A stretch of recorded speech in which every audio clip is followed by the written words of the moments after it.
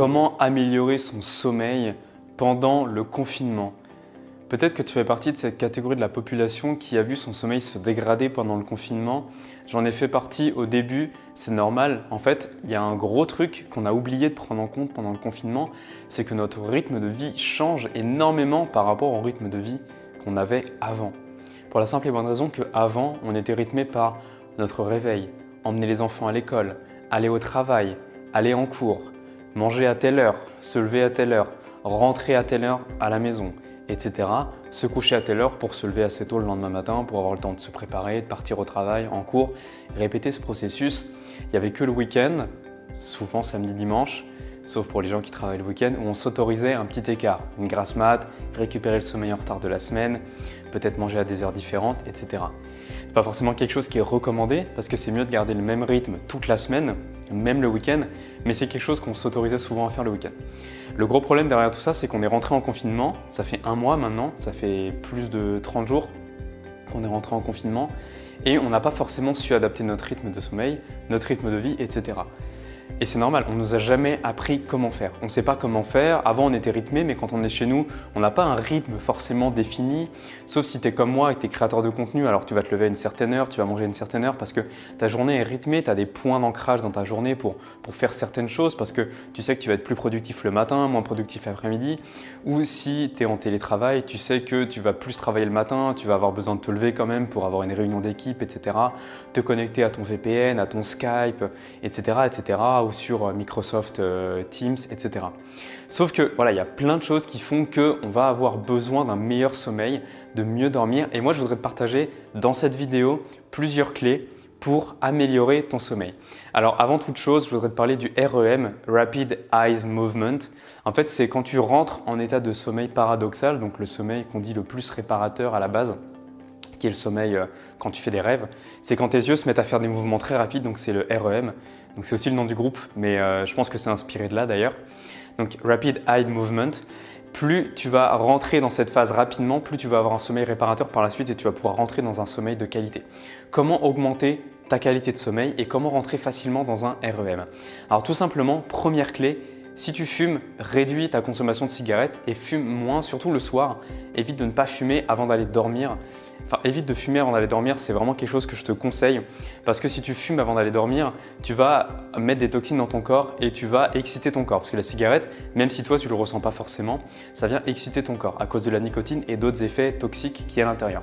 Aussi, évite l'alcool surtout le soir avant d'aller dormir parce que ton foie derrière vient dégrader l'alcool en plusieurs molécules. Ces molécules sont très toxiques, demandent beaucoup de travail au foie, beaucoup de travail au système digestif pour être assimilé, pour ne plus être toxique.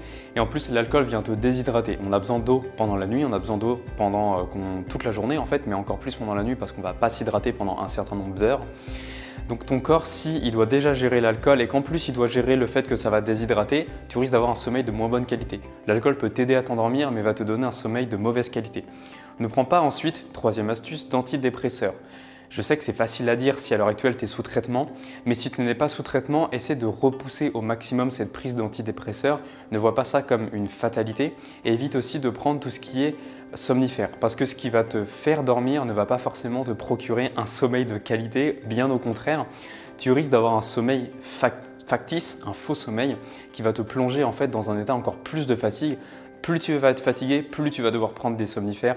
Plus tu prends des somnifères, plus tu vas être fatigué. Tu vois, c'est un cercle vicieux dans lequel il ne faut surtout pas rentrer. Ensuite, essaie d'avoir une température de ta chambre qui est aux alentours de entre 16 et 20 degrés. Parce qu'il y a des études qui le montrent, c'est la température à laquelle ton corps vient se réguler la nuit et c'est la température à laquelle ton corps va mieux se sentir la nuit. Regarde, à l'époque, si on remonte au paléolithique, parce que c'est pas si loin que ça dans l'évolution de l'humanité, on dormait à la belle étoile, on dormait dans des grottes, mais on ne dormait pas forcément dans une pièce chauffée à 26 degrés toute la nuit. Donc si tu as tendance à chauffer trop, essaye de réduire la température. C'est d'ailleurs pour ça qu'on dort mal en été souvent, parce qu'il fait trop chaud à l'extérieur, on récupère moins bien. Essaye de sortir par exemple tes pieds du lit, tes pieds de sous la couette, ou juste de sortir une jambe, il y a plein de gens qui font déjà ça, mais c'est quelque chose qui peut vraiment t'aider à l'heure actuelle à mieux dormir. Il faut aussi que tu aies un mode de vie sain, donc sport, alimentation, stress. Faire du sport, faire une activité physique, ça va te fatiguer ton esprit et ton corps, donc tu vas mieux dormir par la suite. Avoir une bonne alimentation, c'est quelque chose de très important et il faut aussi que tu saches gérer ton stress. Alors, avoir une bonne alimentation, je sais que c'est pas évident, c'est pas facile, surtout à l'heure actuelle pendant le confinement, surtout quand on a un petit budget. C'est la raison pour laquelle je t'ai sorti un nouveau programme qui est en promotion, qui est avec son tarif de lancement jusqu'à samedi 22h. Donc je te laisse aller voir, il y a un lien dans la description. Le programme s'appelle Mieux manger en dépensant moins. C'est un programme qui va t'apprendre et te donner toutes les clés pour mieux t'alimenter de A à Z. Quels sont les aliments à manger, les aliments à éviter, comment faire quand on a un petit budget, comment économiser de l'argent pour réinvestir cet argent dans le bio, etc. Donc c'est vraiment un programme qui te prend par la main, que j'ai voulu accessible. D'ailleurs, c'est pour ça que le tarif de lancement est vraiment accessible jusqu'à samedi. N'hésite pas à m'envoyer un message si tu as une question, si tu as une hésitation quant à ce programme, si tu penses qu'il est fait pour toi ou si tu hésites, tu penses que voilà, peut-être qu'il est fait pour toi ou pas, n'hésite pas à venir me voir, je serai vraiment ravi de pouvoir t'aider à prendre cette décision pour mieux t'alimenter et faire des économies à côté, parce que d'ici plusieurs mois, tu auras mis plusieurs centaines d'euros de côté que tu pourras réinvestir ailleurs dans ton alimentation ou ailleurs. Aussi, évite la lumière bleue. J'ai fait une vidéo il n'y a pas longtemps, très récemment, donc je te mettrai dans le petit i, ou en tout cas tu peux la retrouver sur la chaîne YouTube. Comment réduire la lumière bleue, comment faire en sorte de ne pas avoir d'effet négatif. Le fait qu'on regarde beaucoup trop les écrans, c'est quelque chose qui affecte notre sommeil. Donc je te laisse aller voir cette vidéo qui en parle beaucoup plus en détail, mais sache que c'est quelque chose qui affecte ton sommeil. La lumière bleue affecte tes rythmes circadiens et affecte la sécrétion de la mélatonine, qui est une hormone qui est sécrétée par ton cerveau, par l'hippocampe plus exactement, pour te dire en gros qu'il est l'heure d'aller dormir. Et enfin, essaie d'avoir au moins 7 heures de sommeil.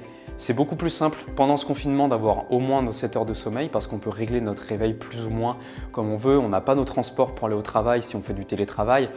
On n'a pas d'obligation si on est en confinement, au chômage technique, au chômage partiel ou total. Donc vraiment c'est quelque chose que je t'invite à faire. Essaie d'aller au lit plus tôt, de moins passer de temps devant la télé, surtout si tu regardes déjà la télé toute la journée, le soir, essaie d'éviter. Si tu vois un film qui t'intéresse, essaie de le regarder en avance sur Netflix, sur d'autres applications. Essaye d'anticiper, de ne pas dépendre de la télé. Je sais que s'il y a des gens parmi vous qui font partie de la télé, vous n'allez pas aimer ce que je dis parce que c'est la pub qui fait vivre la télé. Mais essayez voilà, la télé met les films de plus en plus tard, essayez d'anticiper et de regarder vos films plus tôt. Donc voilà, j'en ai fini avec toutes les astuces que j'avais à te proposer. Surtout si cette vidéo t'a plu, pense à t'abonner, à laisser le like. Donc pour t'abonner, c'est le rectangle rouge en dessous de la vidéo. Tu cliques dessus et à droite, il y a une petite cloche. Pense à activer la cloche et activer toutes les notifications pour recevoir une notification à chaque fois que je sors une nouvelle vidéo. Parce que si tu es abonné, tu risques de ne pas recevoir les notifications et donc tu risques de manquer des vidéos, tu risques de manquer des promotions comme je te propose à l'heure actuelle avec des programmes qui sont pour moi, parce que vraiment j'ai mis du cœur dans ce programme très intéressant et très complet. Donc d'ailleurs, pour ce programme, je te laisse aller voir dans les liens dans la description. Nous jeunes pousses, on se dit à la prochaine. Surtout, prends soin de toi, prends soin de ton alimentation, mange et vis en conscience.